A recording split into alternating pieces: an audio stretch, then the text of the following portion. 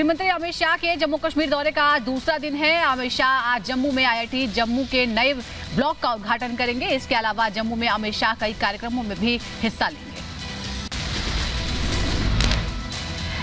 अपने दौरे के दूसरे दिन अमित शाह जम्मू के भगवती नगर इलाके में एक विशाल जनसभा को भी संबोधित करेंगे। अमित शाह की रैली के लिए सुरक्षा के कड़े इंतजाम किए गए हैं। गृहमंत्री शाह सरकार की कई योजनाओं के लाभार्थियों से संवाद भी करेंगे।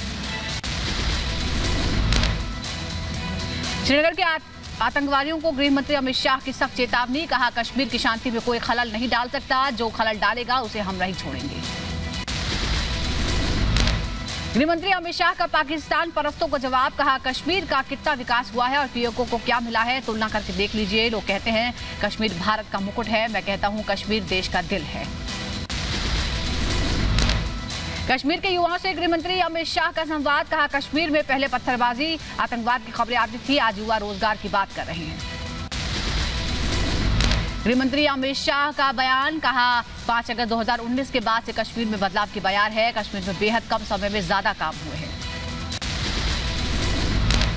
श्रीनगर से गृहमंत्री अमित शाह का ऐलान। कहा, बदलाव की बयार को कोई ठीक रोक नहीं सकता, घाटी के विकास के लिए सरकार संकल्पित। शनिवार से शारजाह से श्रीनगर के बीच इंटरनेशनल फ्लाइट होगी शुरू। गृहमंत्री अमित शाह ने किया उद्घाटन। श्रीनगर में शहीदों और मारे गए नागरिकों के परिवार से मिले गृहमंत्री अमित शाह। परिजनों को दिलाया भरोसा। कहा, जम्मू कश्मीर के नागरिकों के साथ खड़ी है मोदी सरकार। जम्मू कश्मीर के हालात पर कांग्रेस नेता गुलाम नबी आजाद का बड़ा कबूलनामा। आजाद ने कहा, घाटी में आतंकवाद कम हुआ है और ये अच्छी बात है।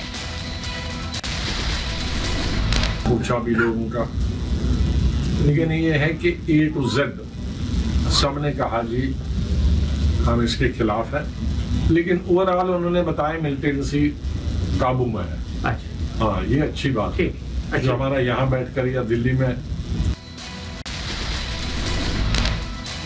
कश्मीर में शिव सैनिकों का विरोध प्रदर्शन। पाकिस्तान के खिलाफ विरोध में फूका इमरान खान का पुतला। घाटी में हुई हत्या के खिलाफ की नारेबाजी। जम्मू कश्मीर के पुंछ में सेना और आतंकियों के बीच एनकाउंटर का 14वां दिन। दोनों ओर से हो रही है भारी गोलीबारी। भारतीय सेना के अधिकारी पूरे ऑपरेशन की कर रहे हैं निगरानी। घने जंगलों में सेना का सर्च ऑपरेशन आज भी रहेगा जारी। इसके अलावा कश्मीर पुलिस कोट बलवा जेल में बंद एक पाकिस्तानी आतंकी से भी कर रही है पूछताछ।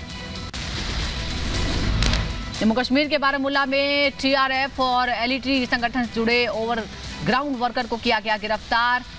जॉइंट ऑपरेशन में एक हथगोला, 2 पिस्टल मैगजीन और 6 जिंदा कारतूस भी बरामद किए गए। पीएम मोदी का आज 82वीं बार मन की बात होगा, देश के नाम संबोधन होगा। मन की बात कार्यक्रम के लिए पीएम मोदी ने ट्वीट करके लोगों से मांगे थे सुझाव। दीपावली से पहले मोदी के मन की बात, पूरे देश की निगाहें हैं इस पर। आज पूरे देश में मनाया जाएगा करवा चौथ का त्योहार। महिलाएं करवा चौथ व्रत अखंड सौभाग्य और जीवन साथी के दीर्घायु और सुखी जीवन के लिए रखती हैं। ये व्रत निर्जला रखा जाता है। T20 वर्ल्ड कप में आज भारत और पाकिस्तान के बीच होगा महामुकाबला। सोशल मीडिया पर भारत और पाकिस्तान के मुकाबले को लेकर तरह तरह के मीम्स की बौछार। भारतीय क्रिकेट फैंस मजेदार मीम्स बनाकर पाकिस्तान क्रिकेट टीम का उड़ा रहे हैं मजाक। यूपी के मुख्यमंत्री योगी आदित्यनाथ आज वाराणसी, भदोही, सिद्धार्थनगर और गोरखपुर का दौरा करेंगे। गोरखपुर को सीएम योगी पहले मल्टी लेवल पार्किंग की सौगात देंगे। 142 करोड़ रुपए की नगर निगम की 14 परियोजनाओं का भी लोकार्पण और शिलान्यास करेंगे सीएम योगी।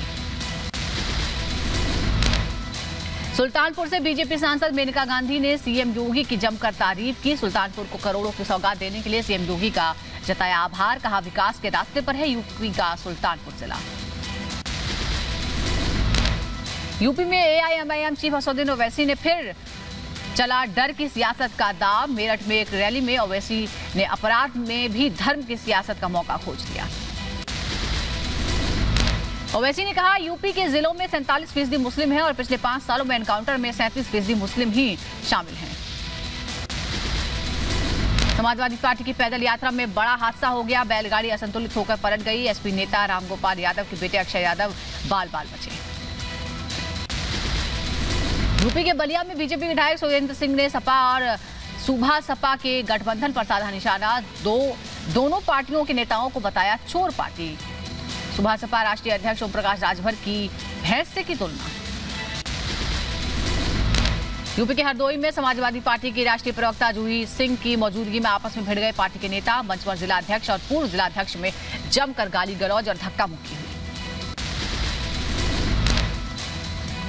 दिल्ली के सीएम अरविंद केजरीवाल 26 अक्टूबर को अयोध्या का दौरा करेंगे। रामलीला के दर्शन करने भी जा सकते हैं।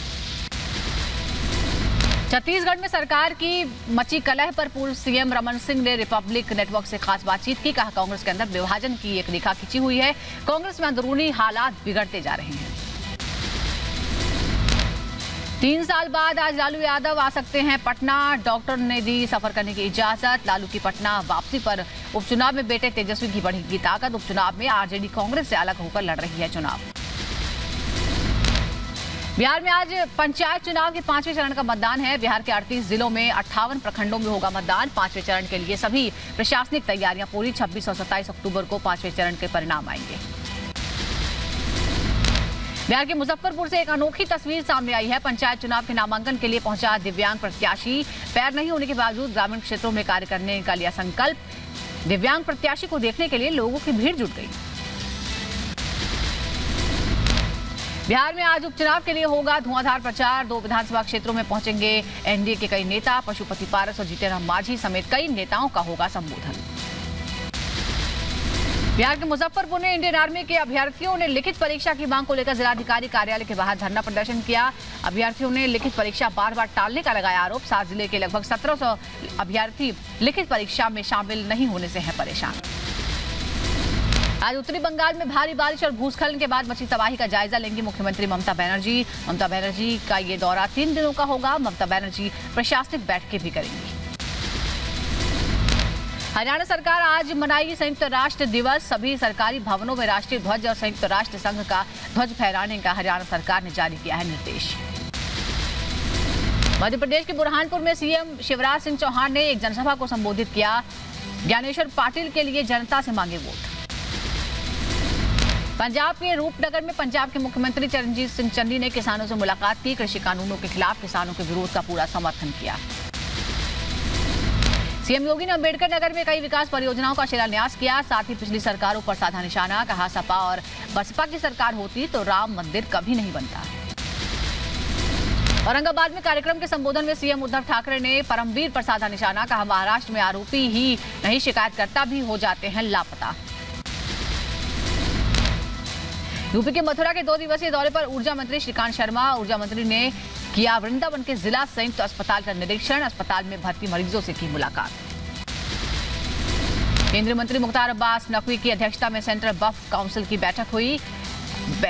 वक्फ की खाली जमीनों पर बनेंगे स्कूल और अस्पताल, ये फैसला लिया गया।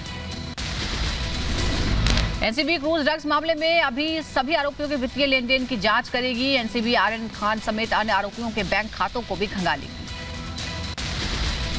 ड्रग्स मामले में सूत्रों के हवाले से बड़ी खबर। अनन्या पांडे ने ड्रग्स लेने की बात मान ली है, लेकिन सप्लायर होने की बात से इनकार किया। सूत्रों के अनुसार अनन्या ने ड्रग्स सप्लायर को जानने की बात भी मानी है। पूछताछ में आर्यन को 1-2 बार ड्रग्स दिलवाने की बात भी कही। ड्रग्स मामले में चैट तक सीमित नहीं है एनसीबी की जांच। सूत्रों के मुताबिक ड्रग्स उपलब्धता को लेकर इंटरनेशनल पेडलर से भी पूछताछ कर रही है। अनन्या पांडे पर बढ़ा एनसीबी जांच का दायरा। एनसीबी सोमवार को अनन्या पांडे से संदिग्ध वित्तीय लेन देन को लेकर कर सकती है पूछताछ। सूत्रों के हवाले से बड़ी खबर। ड्रग्स चैट केस में अनन्या पांडे से पूछताछ को लेकर एनसीबी की तैयारी है। आरोपियों के बयान और इलेक्ट्रॉनिक सबूत को लेकर भी पूछताछ संभव है। सूत्रों के हवाले से खबर।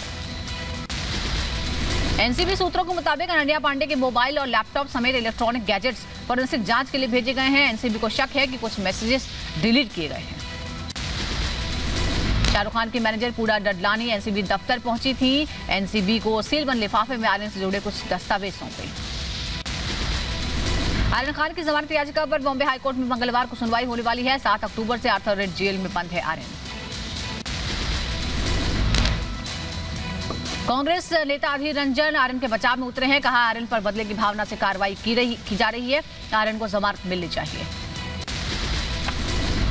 हरियाणा के पलवल में नकली पनीर बनाने वाली डेयरी का भंडाफोड़ हुआ है। ग्रामीणों ने जांच करने आई टीम पर पथराव कर दिया। पुलिस ने डेयरी संचालक समेत 20 लोगों के खिलाफ केस दर्ज किया है। राजस्थान के धौलपुर में ग्रामीणों ने पंचायत रक्तदान का बहिष्कार कर दिया। सड़क निर्माण की मांग को लेकर ग्रामीणों ने की नारेबाजी। 26 अक्टूबर को होना है मतदान। केरल के तिरुवनंतपुरम में इंसाफ की मांग को लेकर सचिवालय के सामने धरना प्रदर्शन। सीपीआईएम नेता की बेटी ने भूख हड़ताल की। केरल में जारी बाढ़ और भारी बारिश का कहर। बाढ़ बारिश से अब तक 39 लोगों की मौत, 6 लापता। आज भी केरल में भारी बारिश के आसार हैं। केरल सरकार ने लोगों से अतिरिक्त सावधानी बरतने की अपील की है। यूपी के बदायूं में लगातार बांधों से पानी छोड़े जाने की वजह से जिले के लगभग 2 दर्जन गांव बाढ़ का खतरा झेल रहे हैं। रामगंगा और गंगा नदी में तेजी से बढ़ रहा है जलस्तर। मुख्य मार्ग पूरी तरीके से जलमग्न हो गया है। आगे बढ़ते हैं। छात्रों को लेकर जा रही एक बस राजस्थान के भरतपुर में पलट गई। हादसे में 2 छात्रों की मौत हो गई, 40 घायल हो गए। सभी परीक्षा देकर लौट रहे थे। सभी घायलों का इलाज चल रहा है। देश की राजधानी दिल्ली में 10 रुपए का लालच देकर 7 साल की बच्ची से रेप की वारदात। महिला आयोग ने दिल्ली पुलिस को भेजा नोटिस। पुलिस से तत्काल कार्रवाई की मांग। लखीमपुर हिंसा मामले में पुलिस आज आशीष मिश्र समेत 4 आरोपियों को कोर्ट में पेश करेगी। आशीष मिश्र, अंकित दास, शेखर भारती और लतीफ की पुलिस रिमांड आज शाम 5 बजे खत्म हो रही है। नोएडा एक्सप्रेसवे पर कार में भीषण आग लग गई। आग लगने के बाद एक्सप्रेसवे पर जाम लग गया। सूचना मिलने के बाद पुलिस दमकल की गाड़ियां मौके पर पहुंची और मशक्कत के बाद आग पर काबू पाया। ग्वालियर में संतान प्राप्ति के लिए महिला की बलि का खुलासा हुआ है। आरोपियों ने मुरैना में एक और महिला की हत्या का जुर्म कबूला। आरोपियों से पूछताछ कर रही है पुलिस। मध्य प्रदेश के उज्जैन में हुआ दर्दनाक हादसा। रूई के पास सड़क हादसे में युवक गंभीर रूप से घायल, इलाज के लिए जिला अस्पताल ले जाया गया। यूपी की बरेली में सिलेंडर गैस एजेंसी पर घटतौली का बवाल हो गया। उपभोक्ताओं का एजेंसी पर फूटा गुस्सा। कर्मचारी और उपभोक्ताओं में जमकर नोकझोंक हुई। यूपी के रायबरेली में रिश्तों का कत्ल हुआ। संपत्ति के लिए भाई ने ही भाई की हत्या कर दी। प्रयागराज से आकर एक भाई ने दूसरे भाई को उतारा मौत के घाट। मेरे भाई के साथ मिलकर वारदात को दिया अंजाम। पुलिस ने आरोपियों को गिरफ्तार किया।